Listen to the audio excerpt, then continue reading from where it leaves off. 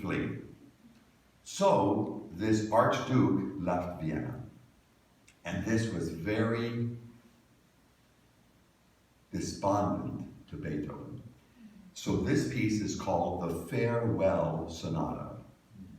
Beethoven wrote the first piece contemplating the loss of his friend, the Archduke Rudolph.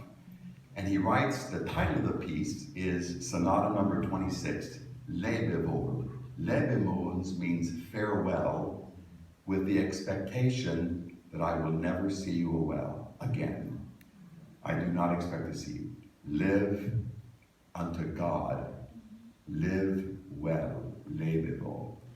This is the only time in Beethoven's music where he writes the first three notes. You'll hear the first three notes. He writes over the notes, Lebewohl.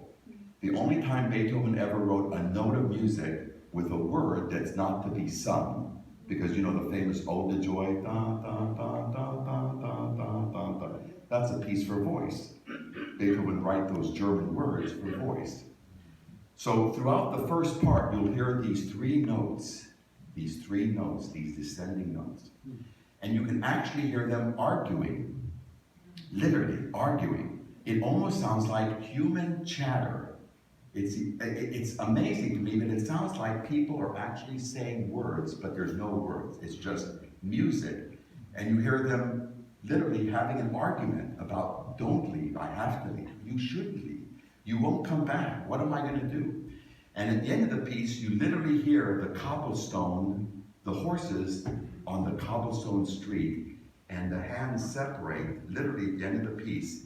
The Archduke goes one direction, Beethoven goes the other direction, and the piece ends with the two hands separated as they lift each other. It's unbelievable. The second movement is called The Absence. It was written while the Archduke was gone. Beethoven, as is typical, was walking. He takes walks in the woods, and that's where he got the inspiration for his music.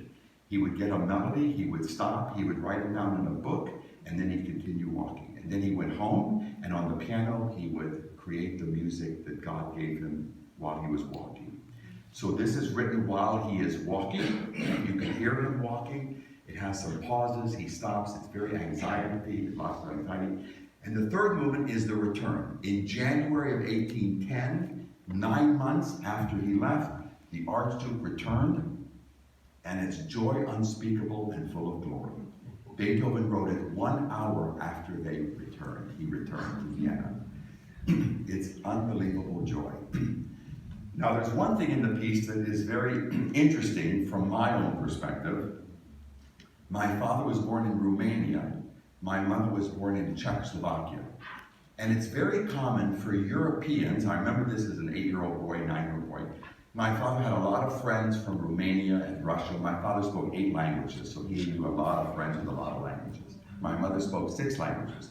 She had lots of friends from Hungary and the Czech Republic. It's not unusual for Europeans who are close to each other for 2 women to lock arms together and to walk together as they lock arms together. And 2 men, my father would many times lock arms with a friend from Romania, and they would walk in the mall with locking arms. They wouldn't hold hands, they would lock arms.